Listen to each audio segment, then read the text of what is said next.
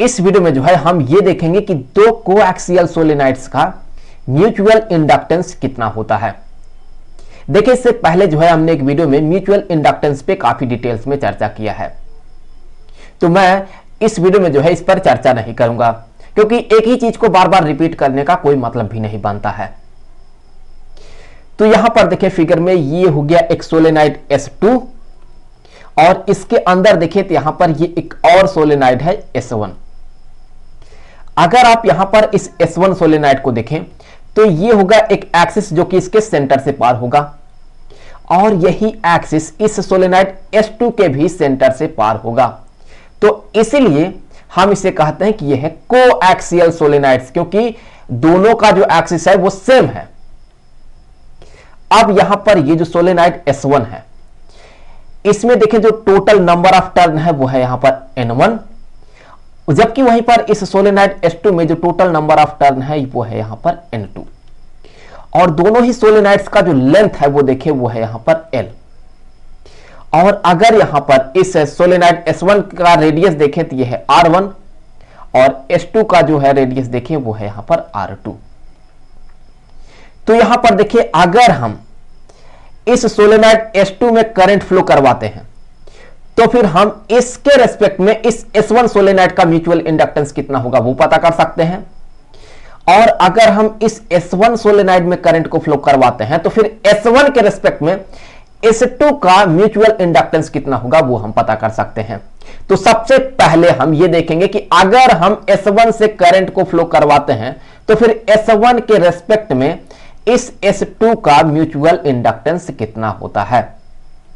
तो हमने मान लिया कि यहां पर ये जो S1 सोलेनॉइड है इससे ये जो करंट का फ्लो हो रहा है, ये करंट हमने मान लिया कि ये करंट है यहां पर I1। तो अब अगर इस S1 से करंट का फ्लो होता है तो फिर देखिए यहां पर इसके अंदर इस S1 के अंदर यहां पर देखें ये यहां पर एक मैग्नेटिक फील्ड लाइन कुछ यहां पर जो है कुछ ऐसे यहां पर मैग्नेटिक फील्ड लाइन बनने वाला है, कुछ इस तरह का मैग्नेटिक फील्ड लाइन बनेगा। तो जो भी मैग्नेटिक फील्ड लाइन होगा वो सिर्फ इसी S1 सोलेनॉइड से पार होगा। कोई भी मैग्नेटिक फील्ड लाइन यहां पर जो है यहां पर नहीं होगा। सारे मैग्नेटिक फील्ड लाइन यहां पर ये जो S1 सोलेनॉइड है इसी के अंदर से जो है पार होगा। मतलब यह है कि अगर हम S1 से जो है करंट को फ्लो करवाते हैं तो जो मैग्नेटिक फील्ड बनेगा वो इस सोलेनॉइड S1 के ही अंदर होगा। तो चलिए मान लेते हैं कि यहां पर इसके अंदर ये जो मैग्नेटिक फील्ड बना है इस सोलेनॉइड S1 के अंदर, ये मैग्नेटिक फील्ड हमने मान लिया कि ये है यहां पर B1। तो यहां पर ये जो मैग्नेटिक फील्ड है, मैं थोड़ा कलर बदल के लिख देता हूं। सो यहां पर ये जो मैग्नेटिक फील्ड होगा ये होगा यहां पर B1। तो ये B1 कितना होगा ये हम सबसे पहले देखेंगे। तो हमें पता है कि एक सोलेनॉइड के अंदर जो मैग्नेटिक फील्ड होता है ये बराबर होता है म्यू नॉट, ये है absolute permeability of free space, हम यहां पर ये मान रहे हैं कि ये जो मीडियम है वो एयर है, into number of turn per unit length, जिसे कि हम यहां पर N1 से डिनोट कर रहे हैं, इनटू जिस सोलेनॉइड में ये मैग्नेटिक फील्ड बन रहा है उसमें करंट कितना फ्लो कर रहा है। तो करंट यहां पर हमने माना है ये है I1। अब देखिए आप हम N1 के जगह पर क्या लिख सकते हैं, तो यहां से ये बराबर हो जाएगा म्यू नॉट, फिर यहां पर होगा जो इस सोलेनॉइड S1 का टोटल नंबर ऑफ टर्न है जो कि है यहां पर N1 बाई इसका जो टोटल लेंथ है जो कि है यहां पर L। तो ये क्या हो गया, ये हो गया number of turn per unit length किसका, सोलेनॉइड S1 का, इनटू यहां पर ये जो I1 है वो। तो इसे मान लेते हैं कि यहां पर ये है इक्वेशन नंबर 1। अब देखिए आप अगर यहां पर इस सोलेनॉइड S1 से मैग्नेटिक फील्ड लाइन पार होता है तो फिर S2 से लिंक यहां पर मैग्नेटिक फ्लक्स कितना होगा। तो चलिए उस मैग्नेटिक फ्लक्स को हम मान लेते हैं कि यहां पर ये है φ21। सो S2 से जो है एसोसिएटेड जो मैग्नेटिक फ्लक्स है ये हमने मान लिया कि ये है φ21। अब हमें पता है कि ये जो φ21 होता है वो इस पहले वाले सोलेनॉइड में ये जो करंट का फ्लो हो रहा है इसके प्रोपोर्शनल होता है। तो यहां से हम ये कह सकते हैं कि ये जो 5:1 होगा, 5:1 ये प्रोपोर्शनल होगा यहां पर ये जो पहले वाले सोलेनॉइड में जो करंट का फ्लो हो रहा है जो कि है यहां पर I1, तो ये I1 के प्रोपोर्शनल होगा। यहां पर मैं आपको बता दूं कि ये जो 5:1 हमने माना है ये सोलेनॉइड S2 के हर एक फेरे से लिंक यहां पर मैग्नेटिक फ्लक्स है। अगर इसके एक फेरे से लिंक मैग्नेटिक फ्लक्स 5:1 है तो फिर N2 फेरे से लिंक मैग्नेटिक फ्लक्स क्या होगा? ऑब्वियसली हम इसी में N2 को मल्टीप्लाई कर देंगे, तो यहां पर ये हो गया N2। तो N2 को जैसे ही हमने मल्टीप्लाई कर दिया, अब ये हो गया ये जो सोलेनॉइड S2 है इससे जो लिंक टोटल मैग्नेटिक फ्लक्स है वो। तो अब यहां से हम क्या लिख सकते हैं? हम ये कह सकते हैं कि N2 जो है, N2 जो है ये बराबर होगा, अगर हम इस प्रोपोर्शनलिटी साइन को हटा करके इक्वलिटी साइन यूज करते हैं तो ये बराबर होगा। यहां पर हम एक कांस्टेंट ऑफ प्रोपोर्शनलिटी को इंट्रोड्यूस करते हैं, तो चलिए उस कांस्टेंट ऑफ प्रोपोर्शनलिटी को हम यहां पर इंट्रोड्यूस करेंगे M21 से। यहां पर ये M21 क्या है? ये जो सेकेंड वाला सोलेनॉइड है इसका म्यूचुअल इंडक्टेंस किसके रेस्पेक्ट में? इस फर्स्ट वाले सोलेनॉइड के रेस्पेक्ट में। और फिर यहां पर ये होगा I1, तो इसे मान लेते हैं कि यहां पर जो है ये है इक्वेशन नंबर 2। अब देखिए यहां से ये मैग्नेटिक फ्लक्स 5:1 किसके बराबर होगा? अब हम इसे यहां पर पता करेंगे। हमें पता है कि जो मैग्नेटिक फ्लक्स होता है किसी कॉइल से लिंक या कहें किसी एरिया से एसोसिएटेड जो मैग्नेटिक फ्लक्स होता है 5:1, ये बराबर होता है अगर मैग्नेटिक फील्ड और एरिया वेक्टर सेम डायरेक्शन में होगा तो फिर वहां पर होता है मैग्नेटिक फील्ड का मैग्नीट्यूड इनटू जो एरिया वेक्टर होता है उसका मैग्नीट्यूड। तो यहां पर हम मान रहे हैं कि जो मैग्नेटिक फील्ड है और जो एरिया वेक्टर है उसका डायरेक्शन सेम है। तो यहां पर ये हो गया मैग्नेटिक फील्ड का मैग्नीट्यूड इनटू जो यहां पर एरिया का मैग्नीट्यूड होगा वो। तो इसके लिए देखें एरिया क्या होगा, तो हम यहां पर ये मान लेते हैं कि ये जो सेकेंड वाला सोलेनॉइड है इसका जो एरिया है ये है A2। हम यहां पर ये मान लेते हैं कि एरिया है A2, तो ये A2 किसके बराबर होगा? ये बराबर होगा पाई इनटू ये जो सेकेंड वाला सोलेनॉइड है उसका जो रेडियस है उसका स्क्वायर। तो इसका रेडियस क्या है? ये है R2, तो R2 का यहां पर होगा ये स्क्वायर। उसी तरह से यहां पर ये जो सोलेनॉइड S1 है इसका जो एरिया होगा A1, ये बराबर होगा यहां पर पाई इनटू यहां पर इसका जो रेडियस है उसका स्क्वायर। तो S1 का रेडियस R1 है तो फिर यहां पर होगा R1 का स्क्वायर। अब हम यहां पर जो है इस सेकेंड वाले सोलेनॉइड का मैग्नेटिक फ्लक्स पता कर रहे हैं, तो इसलिए आपको यहां पर लग सकता है कि हमें जो एरिया लेना है वो यहां पर A2 लेना है। हमें यहां पर लिखना चाहिए A2, लेकिन हम यहां पर A2 नहीं लिखेंगे बल्कि हम लिखेंगे A1। ऐसा क्यों? क्योंकि अगर आप देखें तो जो मैग्नेटिक फील्ड लाइन है वो सिर्फ यहां पर इस S1 वाले सोलेनॉइड से ही पार हो रहा है। तो जो यहां पर मैग्नेटिक फ्लक्स बनेगा वो सिर्फ यहां पर इस एरिया के लिए ही बनेगा। ये जो एरिया है A1 जिसे हमने माना है, इस S1 सोलेनॉइड का जो एरिया है इसी के लिए यहां पर ये मैग्नेटिक फ्लक्स बनने वाला है।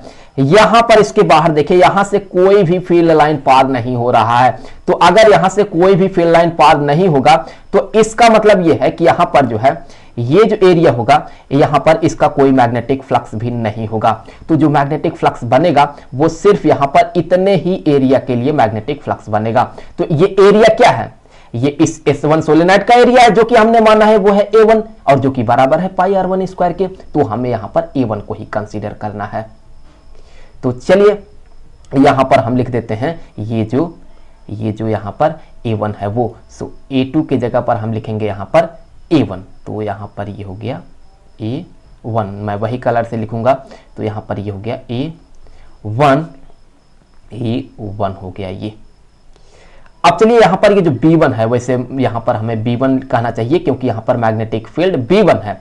तो यहां पर ये है B1, तो ये B1 की जगह पर देखिए हम इसे लिख सकते हैं। तो यहां से ये बराबर हो जाएगा 5:1, ये बराबर हो जाएगा यहां पर B1 की जगह पर तो हम इसे लिख रहे हैं जो कि है यहां पर mu naught into N1 by L into यहां पर ये जो I1 है वो इंटू यहां पर ये जो A1 है ये, तो A1 के जगह पर जो है आप पाई R1 स्क्वायर भी रख सकते हैं। तो यहां पर ये जो φ21 है ये तो इसके हर एक फेरे से लिंक मैग्नेटिक फ्लक्स है, तो हमें तो टोटल मैग्नेटिक फ्लक्स पता करना है इस सोलेनॉइड S2 का। तो उसके लिए हम क्या करेंगे, उसके लिए हम दोनों ही साइड में N2 से मल्टीप्लाई कर देंगे। तो यहां भी हम N2 से मल्टीप्लाई करेंगे और यहां भी हम N2 से मल्टीप्लाई कर देंगे। तो अब ये जो मैग्नेटिक फ्लक्स है टोटल मैग्नेटिक फ्लक्स हो गया इस सोलेनॉइड का। तो यहां पर हम मान लेते हैं कि यह है इक्वेशन नंबर 3। अब हम क्या करेंगे कि अब हम इक्वेशन 2 और इक्वेशन 3 को इक्वेट कर देंगे। अगर हम दोनों को बराबर कर देंगे तो देखें क्या होगा, यहां पर ये जो I1 है ये इस I1 को कैंसिल कर देगा, तो फिर M21 जो है ये हमें मिल जाएगा। तो यहां से हम ये कह सकते हैं कि फ्रॉम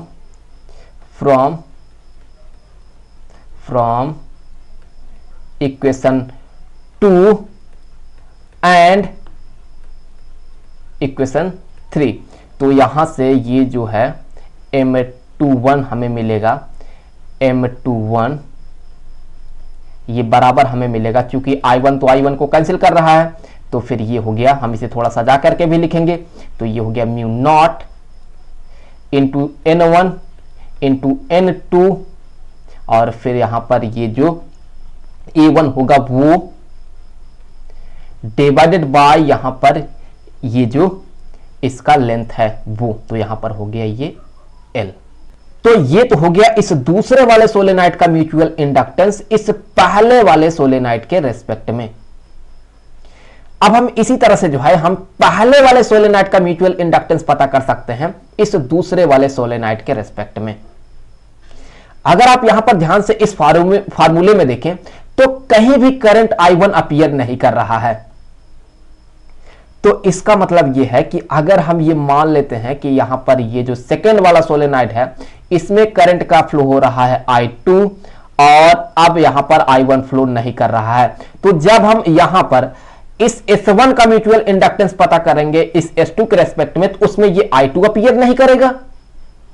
तो हम यहां से कह सकते हैं कि ये जो M12 होगा पहले वाले सोलेनॉइड का म्यूचुअल इंडक्टेंस इस दूसरे वाले सोलेनॉइड के रेस्पेक्ट में ये बराबर होगा, यहां से हम कह सकते हैं म्यू नॉट, इसी के बराबर होगा ये म्यू नॉट N1 N2, यहां भी एरिया A1 ही आएगा। क्यों?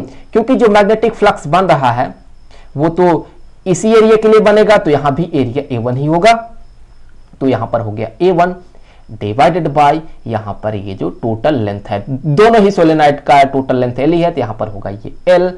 तो अब इससे आगे देखिए हम क्या कह सकते हैं, यहां से हम कह सकते हैं कि दोनों ही सोलेनॉइड का जो म्यूचुअल इंडक्टेंस है वो सेम है। तो यहां पर जो है हम ये कहेंगे कि M12 ये बराबर है यहां पर M21 के, तो हम कह सकते हैं कि ये बराबर हो गया, हमने मान लिया कि ये बराबर हो गया M के। तो फिर हम ये कह सकते हैं कि जो M है ये बराबर हो गया है इसी के mu naught N1 N2 A1 by L के।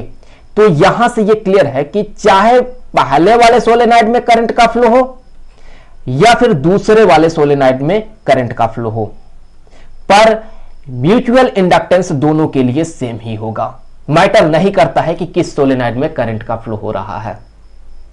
तो आई होप कि ये वीडियो आपके लिए काफी हेल्पफुल रहा होगा। मिलेंगे आपसे अगले वीडियो में किसी दूसरे ही टॉपिक के साथ, तो तब तक के लिए खुश रहें। Good bye.